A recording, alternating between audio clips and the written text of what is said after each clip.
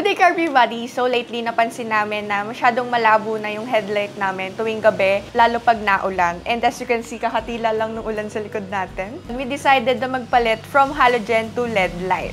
So we check sa marketplace guys, and if ever na sila rin yung mag-i-install, gagastos ka ng 4K to 5K. Pero if ever na ikaw lang naman yung mag-i-install, bibili ka lang sa kanila nung bulb, then yun, mas makakamura ka talaga. So yung mga advantages pala guys, if ever na magpakabit kayo sa shop, is yun nga, extended warranty. Kasi nung binili namin to sa Lazada, yung warranty namin is 1 year lang. Extended is maybe mga 3 years siya pataas. Meron na rin silang headlight leveling service. So, mas maganda rin yun. Pero if ever na gusto nyo makatipid and kayang-kaya nyo naman gawin din, pwede bumili na lang kayo tapos kayo na yung magkabit. So, first things first, dapat alam nyo yung right bulb if ever na magpapalit kayo dahil nga yung socket nyo is magkakaiba yan sa mga kotse. So, kung sa'yo lang tayo ng kotse dito sa likod, which is yung 2022 Innova E, from 2016 to present generation, maliban lang dun sa Innova Zenix. So, yung atin pala dito sa likod is yung papalitan natin is yung ating low beam, high beam, tsaka yung fog light. So, meron tayong tatlo dito and yung presyo niya is 800 pesos na pair na. So, tatlo yan. So, this one is the 9,005. So, para siya sa ating high beam and yung isa naman sa low beam natin na H11. So, ito rin. So, linawin ko lang pala guys, itong H11 natin is marami siyang properties. So, make sure na pang fog light siya. Dahil meron din tayong H11 na for low beam. So, ito pala guys, if ever nabibili kayo, available siya sa 2 colors. So, meron siyang yellow, meron din siyang white. So, yung amin, pinili namin yung white kasi mas malinaw talaga siya. So, next thing na gagawin nyo guys is pipili naman kayo from which brand kung saan kayo bibili. So, yung amin, pinili namin yung Oxito, pero meron pang mas kilalang brand which is yung Noblite. So, yung Noblite kasi, yung presyo niya is 1 to 1.5. Pero ito guys is 800 per pair. So, based sa mga reviews niya, maganda rin naman yung mga gumagamit nito and yung bumili. So, mamaya ipapakita lang namin sa video kung ano ba talaga yung itsura kapag ito na yung gamit nating headlight. So, yung headlight natin is 72 watts at 16,000 lumens. And yung sa fog light naman natin is 6,000 lumens. So, compared dun sa halogen, guys, mas maganda talaga to dahil mas malinaw and mas mahaba ang buhay ng LED compared sa halogen. And yung halogen pala namin dati is 700 to 1K lumens lang. So, ganun pala kababa. And if ever na mas gusto nyo pa mas mataas and mas malinaw yung lumens nyo, pwede kayo magpakabit ng 45,000 lumens. Pero, depende na rin yun guys kasi yung price range niya nakadepende kung gaano kataas yung lumens. And if ever na makakasabayan nyo talaga or makakasalubong nyo yung may 45,000 lumens, yun, sobrang sakit talaga sa mata nun. So, eto, titingnan natin kung okay na rin ba siya kahit 16,000. So, malaki rin yun guys. So, kung gusto nyo malaman yung price niya, yung ibang specs, well, pindutin nyo na lang yung link dyan sa baba, so sa Lazada. So, yung unang bubuksan natin, guys, is yung high beam niya. So, yung 9,005. So, ngayon, let's unbox this.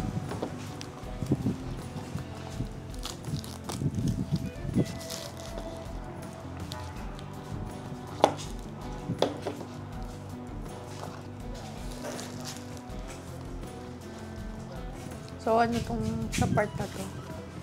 So, ayan, may binigay silang gloves. So, if ever na ikakabit. So, gamitin natin ng mamaya. Bago natin ikabit. So, yun nga pala guys, if ever na mag-unbox kayo and maglalagay kayo, huwag yung hahawakan itong mahabang to. So, dito nyo siya hahawakan. So, napakaliit niya lang. So, ganun yung itsura ng headlight natin sa high beam. So, LED na yan. So, ganun yung itsura niya. Bago natin i-unbox yung iba, so kunin muna natin yung halogen headlight natin dito na high beam para ma-compare natin siya dito sa ipapalit nating LED light.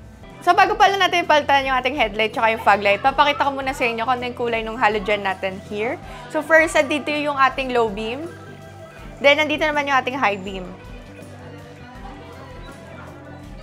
And dito naman sa baba yung ating fog light. So guys, ito pala, dapat make sure kung high beam ba or low beam or turning signal light yung matatanggal nyo. So ito yung sa turning signal light. So ito yung sa high beam. So tanggalin lang natin siya. So pipindutin nyo dito guys, then hihilahin nyo. Wait lang, kailangan mo naman parang dikit. So kapag naano nyo na, ganito yung itsura niya. So, para malusen yung ating halogen na high beam is counterclockwise lang siya. So, masyado siyang maigpit. So, make sure na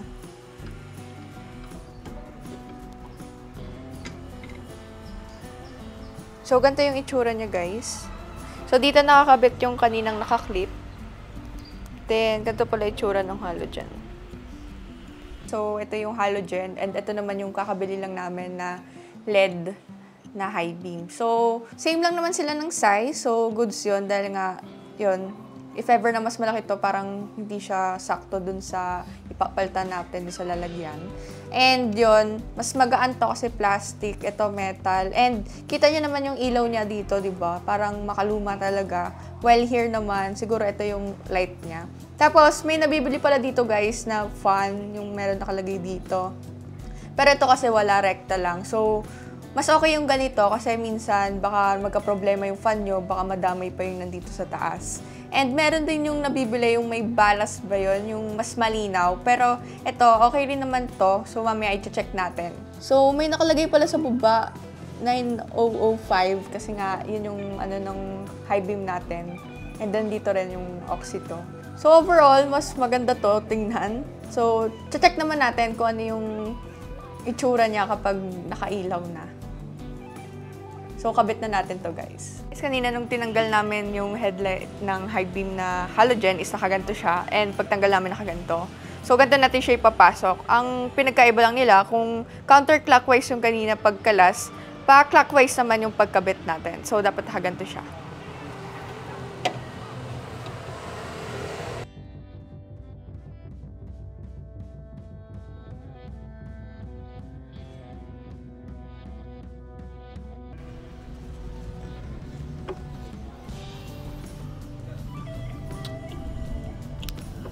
So, ayan guys, ganito yung pag nakakabit na. And for me, ang bilis niya lang makabit. So, isang clockwise ko pa lang nakabit ko na siya. So, next naman natin is kung paano natin siya tinanggal kanina, ganun natin siya ikakabit. So, ilalagay lang natin to doon. So, dahan-dahan lang guys. Wait lang. So, hintayin nyo lang siya mag-click. Konti pa. Oh, yan, nag-click na. So, napaka-easy lang pala guys. So, hindi ka naman mag-spark dyan. So, okay rin pala kapag ikaw naglagay and yun nga, mas nadagdag yung kalaman mo. So, ganito rin sa kaliwa guys. So, yan na lang natin siya. Tanggalin muna natin to. So, yan, mas may easy na lang. Tapos, counterclockwise. So, di ba natanggal na to? Counterclockwise lang to. Galaw-galawin mo lang. So, ikabit na natin to.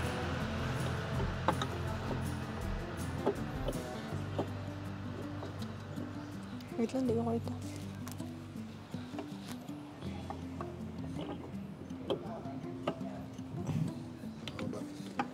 Wait lang.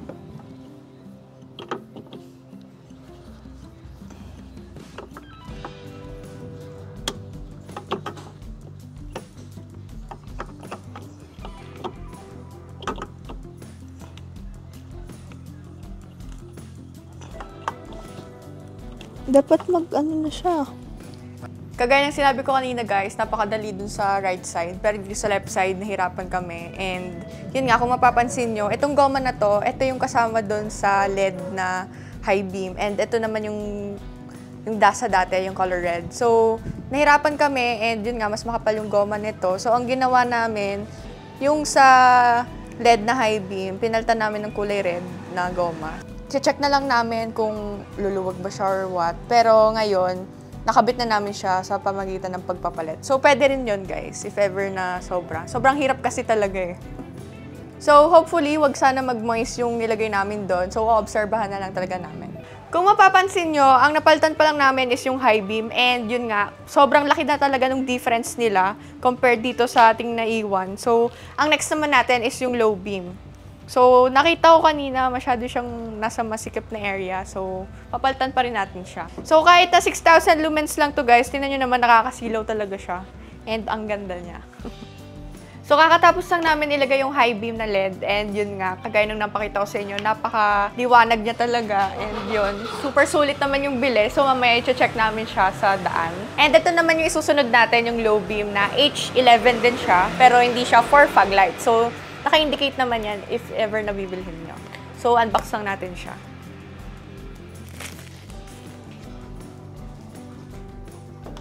So, may gloves ulit siya. Sabi ko na nga ba eh.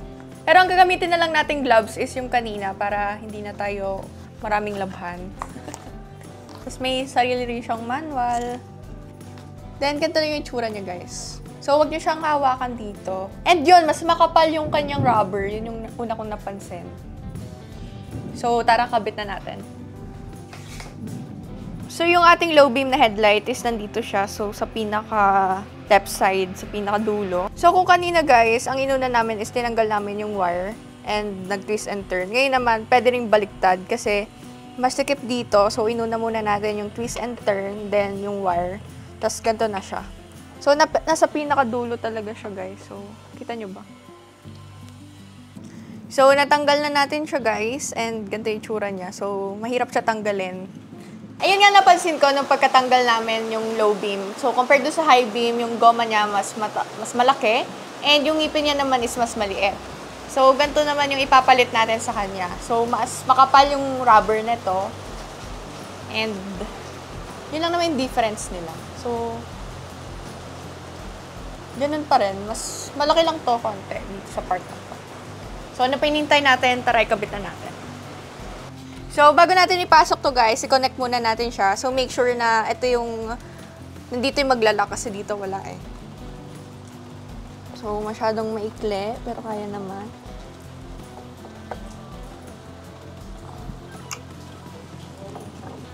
So, nag-lock na siya guys. Ganito yung itsura niya.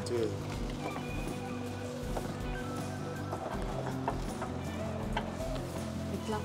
Wait ah.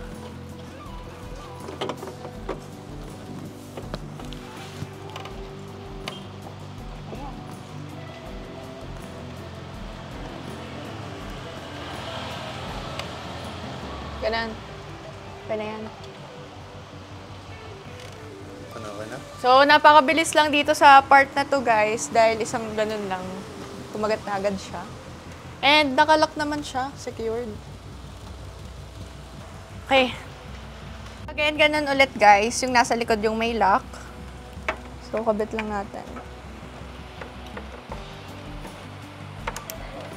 So, ayan, nag-lock na siya. Then,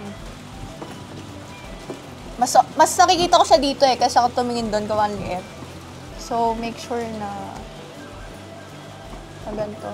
Tapos, lang. So, ayun guys, nakababa na siya and kita nyo naman, ito, nakalock na.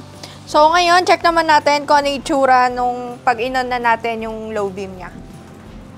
Ngayon, inabot na tayo ng ulan. So, kakatapos lang namin maglagay ng low beam tsaka high beam na LED. So, ngayon, check naman natin yung ilaw. So, yun yung park light, guys. So, yan, napakaliwanag, di ba? And color white na siya. So, yun na nga, ang natitira na lang palitan natin is yung fog lights. So, gagawin din natin siyang LED. And mamaya, itatry na natin siya. So, yun nga. Parang nagkailaw na dito, gawa ng pagbukas dito. So, okay na. So, last but not the least, yung ating fog light. So, H11 siya. And unbox na natin siya. So, ito na yung pinaka-last natin. And ginagabi na tayo, inuulan na naman. So, buksan lang natin.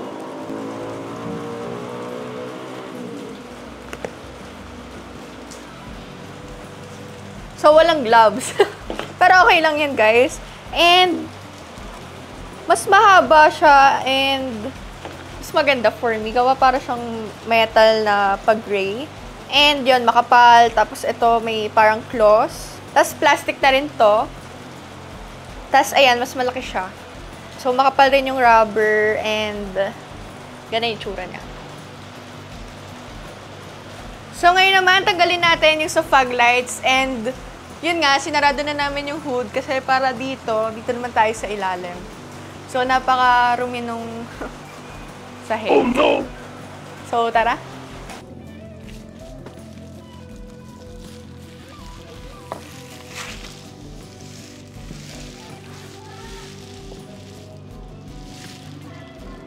So guys, ngayon nasa ilalim na ako, napansin ko, same lang naman sila, nasa baba lang tong ating fog light. And mabilis lang siya makita. So, paano natin siya makukuha muna bago natin ilagay ito is nakadepende.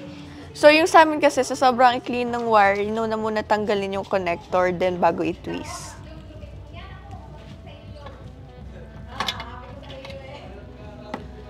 So, ayan. So, kabit na muna natin to guys bago tayo lumabas.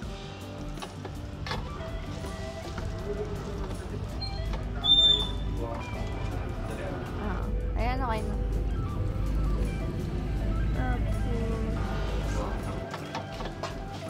Ano to, nakakat na?